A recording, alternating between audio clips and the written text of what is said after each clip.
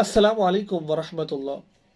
मुझे बहुत सारे लोगों के फ़ोन आते हैं, मैसेजेस मौसूल होते हैं।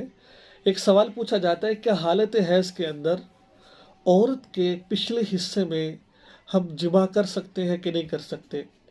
यानी कि औरत अगर हालत हैज़ में हो तो उस सूरत के अंदर औरत की जो दुबर पखाने वाली जगह है उस साइड से हम जिमा कर सकते हैं कि नहीं कर सकते, इसके बारे में शरीयत क्या कहती है?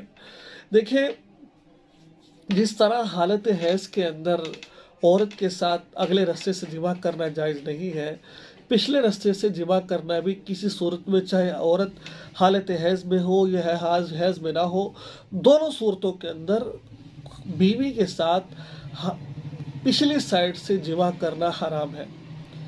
इसके बारे में आता है कि रसूलुल्लाह सल्लल्लाहु अलैहि वसल्लम ने फरमाया, जो लोग अपनी बीवियों के पिछले हिस्से में जिमा करते हैं वो मलऊन है, अल्लाह की उन पर लानत बरस रही होती है। एक हदीस में आता है, हज़रत खुज़ैमा बिन साबित रज़ी अल्लाह तआला अन्हु से एक लंबी हदीस मरवी है, जिसके आखिर में हुज़ूर अकरम सल्लल्लाहु अलैहि वसल्लम ने फरमाया, औरतों के पिछले हिस्से में जिमा ना करो। अल्लाह अकबर, बहुत सख्ती से मना किया गया है।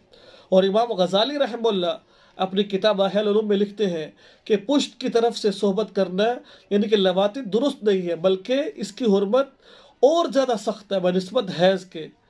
हैज़ की हालत में सोहबत करने की क्यों नहीं करनी? क्योंकि इसकी वजह से औरत को तकलीफ़ होती है और ये कौम लूत वाला अमल है।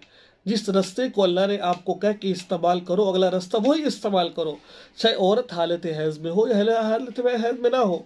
किसी सूरत में आपको पीछे से जिमा करने की इजाज़त नहीं है। अगर कोई आदमी ये कर लेता है, उस सूरत में निकाह नहीं टूटता, लेकिन अल्लाह ताला से सच्चे दिल से तौबा करेगा तो अल्लाह ताला उसको माफ़ फरमा देंगे।